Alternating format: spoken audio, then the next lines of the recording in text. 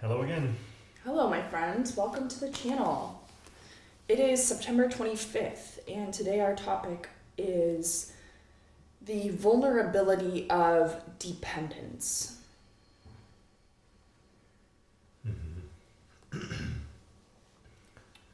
You ready for the quote? Sure, let's do it, yeah. Okay. Seneca says, "Show me someone who isn't a slave. One is a slave to lust, another to greed, another to power, and all are slaves to fear. I could name a former consul who is a slave to a little old woman, a millionaire who is the slave of the cleaning woman. No servitude is more abject than the self-imposed."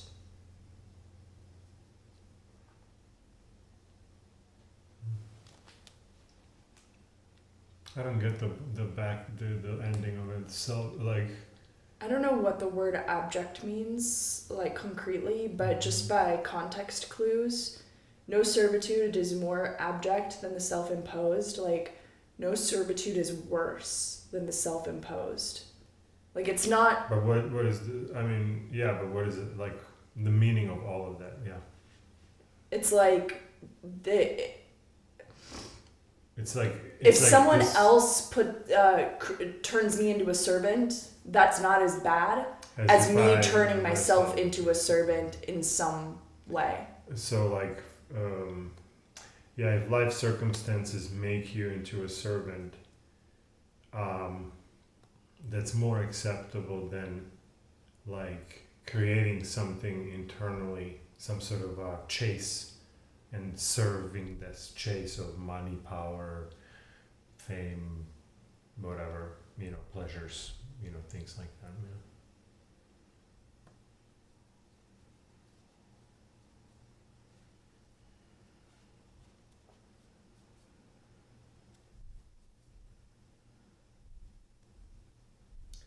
Yeah, like I understand the theory of this, and he's giving some examples here, but I'm having trouble like mapping the theory to my own experience. Like, what have I made myself a servant to? Like, have I made myself a servant to the mindset that we were just talking about off camera about I'm always noticing the gap in Let's say you're a servant of the gap. Yeah. of like the gap is what's still left to accomplish. What's- So I'm not able to appreciate the gain or the progress that I've made because my attention is always focused on what's still left to Yeah, accomplish. you can't celebrate because you're enslaved by the gap, the missing, the stuff that's still to do, right? That that list of to do will always be full. So you being in that list and like or like tying the fullness of that list to happiness or to like enjoyment of accomplishment of something that you've marked off of that list, you see the problem with that, right? Yeah, like having that tied to it, right? Like that's not, I'm not saying like I don't even know, I don't have words for it. It's like it's a bad idea or it's not a good idea or whatever that is, or if it is tied, then maybe that's where the focus needs to be to try to work on untying it in some way from it. It's not what we want, aka, right? We don't want that. We want to be able to enjoy certain things, right? And then also have some sort of a sense of there are some gaps, there's something on my list. Were you gonna say something? No. Oh, it seemed like you were gonna add something. No, I was just taking a breath. Oh, okay. So yeah, that's great. All are slaves to fear. Yeah, that's where I connected with it the most because like like I can say those things like, oh, I'm not really, power. I can throw out power. I can throw out even money or even fame, right? Like, yeah, I can throw all those out. Like, that's not something I chase or something that's tied to me. And then when he said all are slaves of fear, then I go like, well, of course, here we go. Here's my whole, fear-based way of looking at world and life. Like, yeah, of course, that's a big lord to me. If I'm the slave of it, then what is it? It's my owner, or what is a slave owners or something, or my Master. My master. That's what I mean. Yeah, something that's in control over me. Even though ultimately, reading all this, it's up to me to let that continue to happen or not, right? But in some way. Well, and that's why they're saying it's self-imposed. It's self-imposed, yeah. So these are self-imposed for sure. Yeah, because I had this like, oh, this is great. Not this, not this, not this. Oh, this is the, like I was like, oh, I'm clear. I don't have self-imposed things like that. Like when the fear came in, it's like, oh yeah, that's for sure. And who knows what else? I will have to think about it more and kind of focus on that and try to figure out what else comes out from there as like self-imposed. I mean, fear takes a lot of flavors. Like, Yeah, fear yeah. might even be what I'm talking about with the gap. Like, what is that driven by? And that might be driven also by fear. Like, fear of being rejected, fear of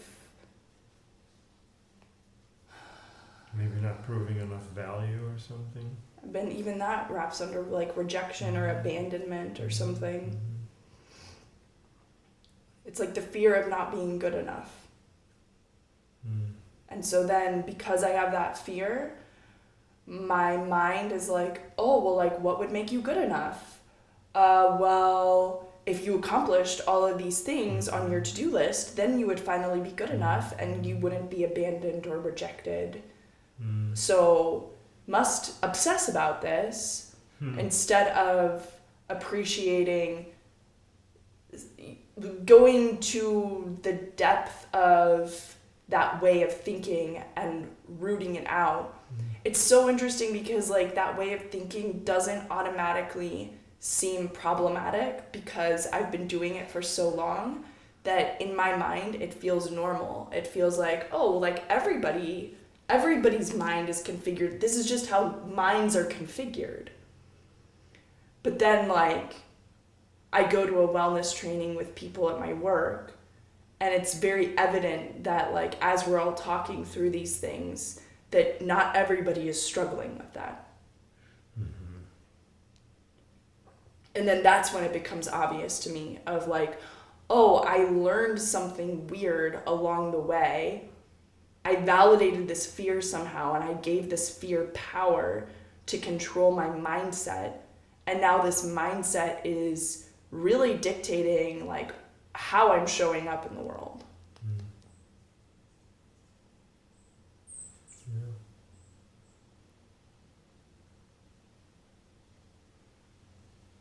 Yeah, it's good to see that, right?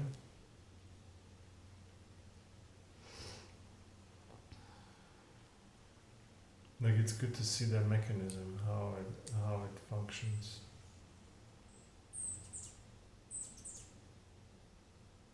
Because normally we can't see these things, right? That's what I was just going to say. Like, it's difficult to catch. Like, it's easier when we're sitting here and having the conversation, but then in real life, it's more difficult to catch.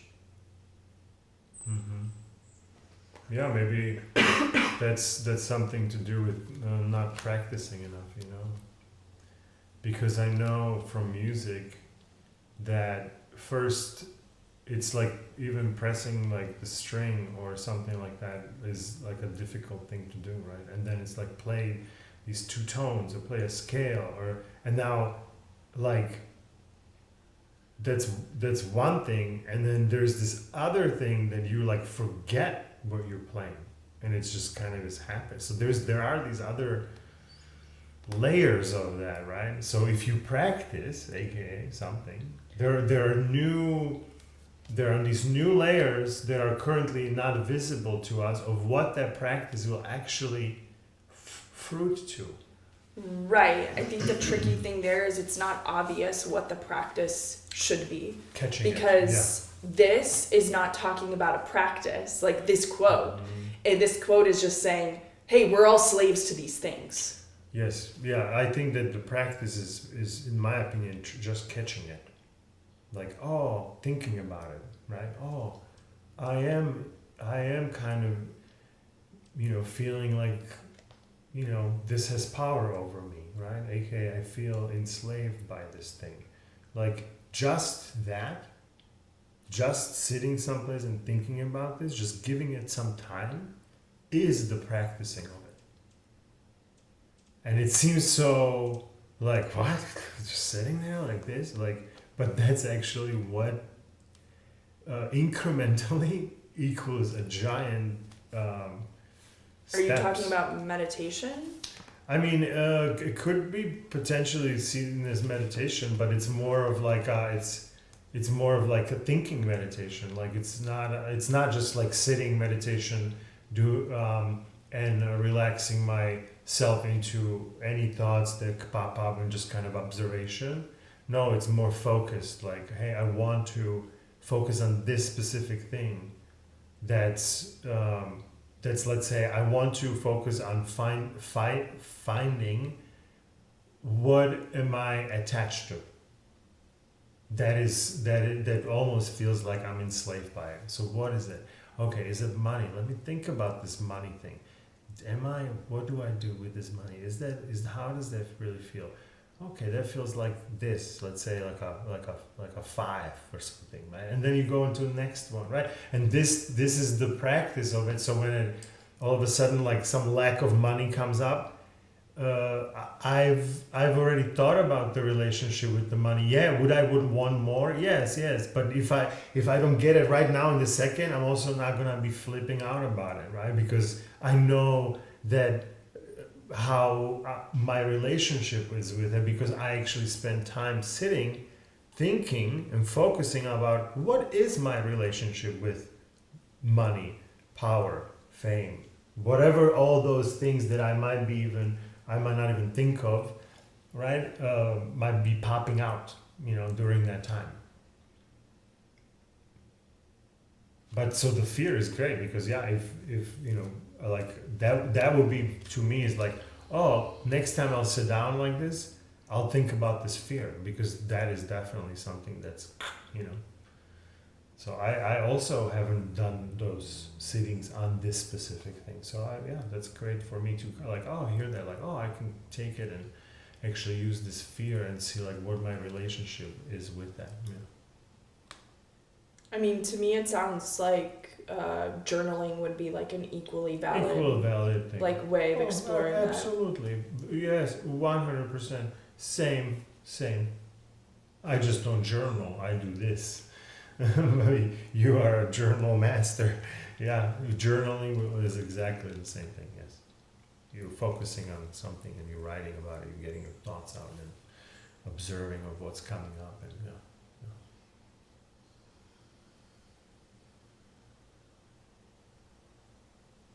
You have something, or you seem... What's this face about? Are you like bored or something? I just don't find this quote to be that helpful. Maybe disgust is what I'm seeing. Okay. You don't see it very helpful. Okay. Yeah, that's cool. Yeah, I mean, yeah. It's like maybe that's something that I need to look at, is like the irritation of like being told what the problem is in a vague way that it's difficult for me to connect my experience to, and then on top of that, for there to be no action item from it, which I think is just like part of the daily Stoic thing, because every day is like one quote, it's like an excerpt from something. So like Seneca could have very well have gone into all these details into the rabbit hole in his but it's like it's bothersome to me that I'm getting the snippet, and the snippet is difficult to connect to and then to take like concrete action from. Just based on the quote, because Ryan might say something that will clear things up, but let's read and see what if that does happen. Okay. Ryan says, we're all addicts in one way or another. We're addicted to our routines, to our coffee, to our comfort, to someone else's approval. These dependencies mean we're not in control of our own lives. The dependency is. Anyone who truly wants to be free, Epictetus said, won't desire something that is actually in someone else's control unless they want to be a slave. The subjects of our affection can be removed from us at a moment's notice. Our routines can be disrupted. The doctor can forbid us from drinking coffee. We can be thrust into uncomfortable situations. This is why we must strengthen ourselves by testing these dependencies before they become too great. Can you try going without this or that for a day? Can you put yourself on a diet for a month? Can you resist the urge to pick up the phone to make that call? Have you ever taken a cold shower? It's not so bad after the first couple of times. Have you ever driven a friend's car while the nicer one you own was in the shop? Was it really that bad? Make yourself invulnerable to your dependency on comfort and convenience, or one day your vulnerability might bring you to your knees.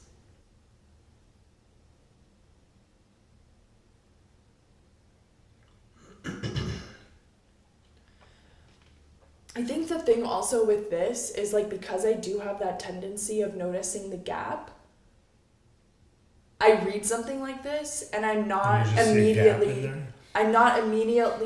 noticing my progress in this area, because when I now read Ryan, I'm like, oh shit, I practice this all of the time. Like my entire life is a constant practice of like doing the hard thing that I'm freaked out by, that feels fucked up in my system, that I'm like, like I'm internally like, I have some dependency, but then I'm saying, no, I'm going to go against this because I know that this is the right way to live. Yeah. So you're finding out that you're already, now that you read Ryan and his explanation, now you can maybe see that like, oh, I'm already kind of doing this. I'm not saying I'm perfect at it. Like, I obviously have more to go. Yeah. But, like, I read the initial thing and my immediate internal reaction is, like, I'm shit. I haven't done anything. I haven't done it. And then all of a sudden you read it and you're like, well, what? Oh, that and this? Both of these are the same? Oh, then I'm doing that every day. Right, so it's like, but like when you see only this and then you understand it certain way, now you say, oh, I'm shit, I'm not doing any of this. This sucks. I gotta start doing all this stuff. Why haven't I started already, right? And then someone explain it differently, the same exact thing, and you say, oh my god, I do this every day. Yeah, like I'm always practicing being okay with the life as it comes outside of my expectations for it. No. I'm always practicing. I'm not always succeeding. Yeah, no. But that is part of the daily, like how I am oriented towards my day is like, oh, I'm freaked out, I'm anxious about this thing. That doesn't mean that that's a reason to not do it. In fact, it's probably a reason to do it more. So let me lean into that and be curious about that. Oh, I don't like how this situation turned out. Okay, great. Like, this is showing me clearly I have some dependency with an outcome. Like, I need the outcome to be a certain way or else I'm not going to be happy with it. Ooh, well, the outcome isn't the way that I wanted it. So now I'm disappointed or pissed off or whatever that is. And like now this is my time to investigate what's underneath all of that. Yeah. The cold shower thing and like hot water, like 3-4 years ago, maybe before we moved to San Diego, but like, so like 6 years ago, you wouldn't have been able to get me into a body of cold water because I was just like, no, like it has to be warm. And then we've been practicing that over time, and like now I crave cold water. Right. Yeah, that tells you that there are things that we don't see. Right? Because at that time, there's no convincing you that you might one day like cold water. There's no convincing you of it. I don't care how much money I can, whatever it takes. No, you might at some point say, okay, I guess I believe there's possibility that I could like cold water one day, but it seems ridiculous, right? Like it's so hard to see it, right? Until you actually try and then try again and then try again and try again, and then it still feels like crap, but all of a sudden, like, oh, it's hard to go under that water, but I also like going under that water. I like the hard part of going under that water. That's what actually makes me feel good, is that doing that hard thing. Yeah. And now you crave it, but now we're gonna go on Saturday, right? Surfing. So it's in like, low Good, 60s, I'm excited. maybe upper 50s. It's gonna be good times.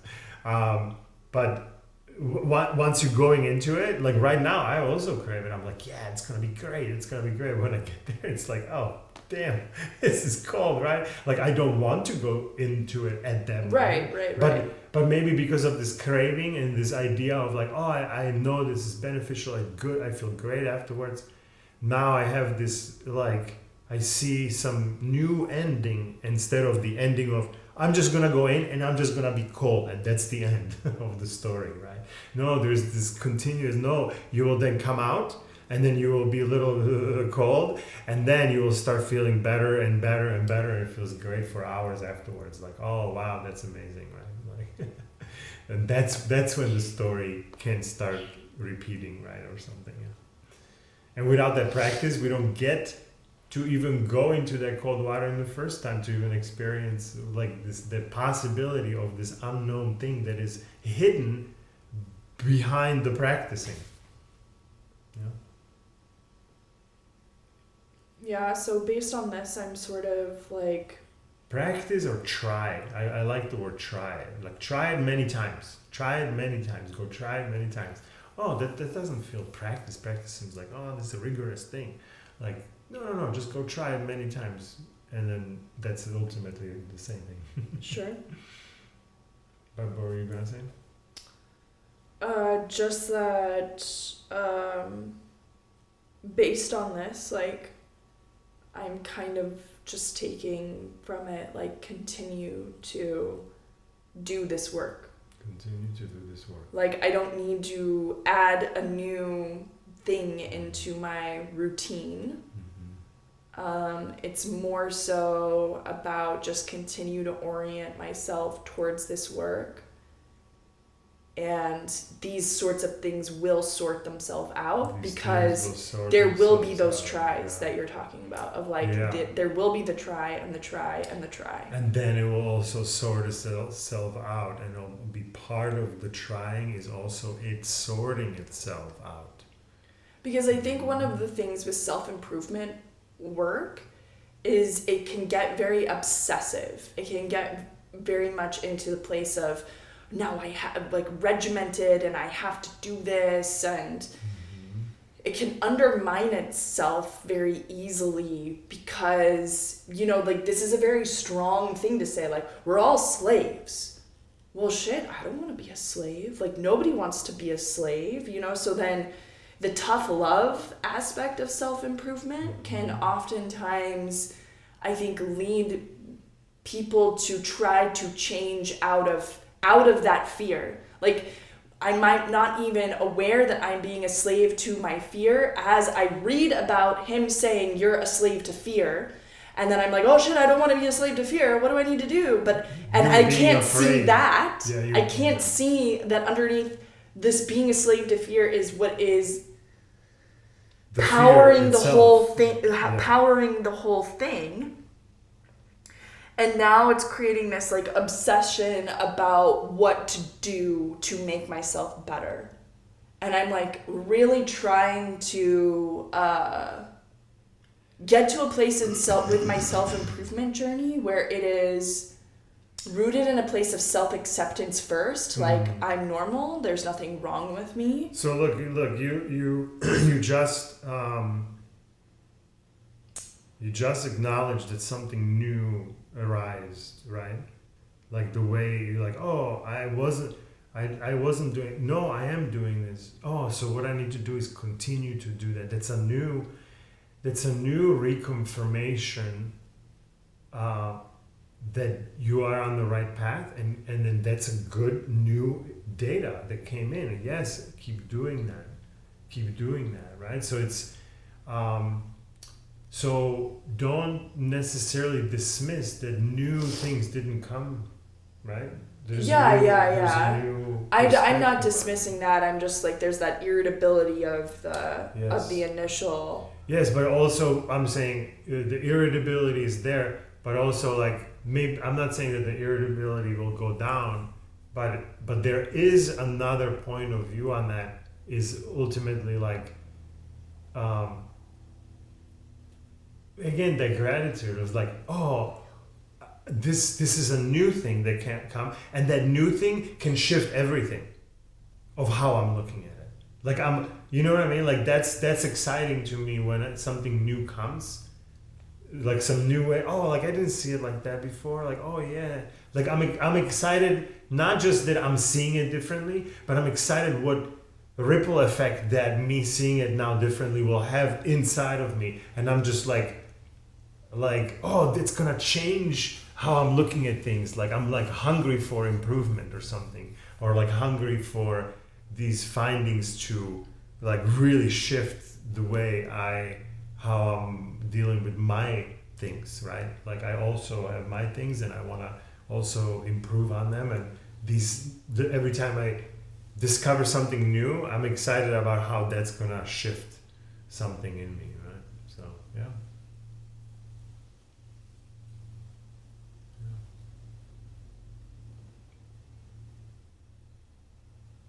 Done? Let's call it a day. Perfect. Thanks for hanging out. Thanks for tuning in. We'll see you here tomorrow.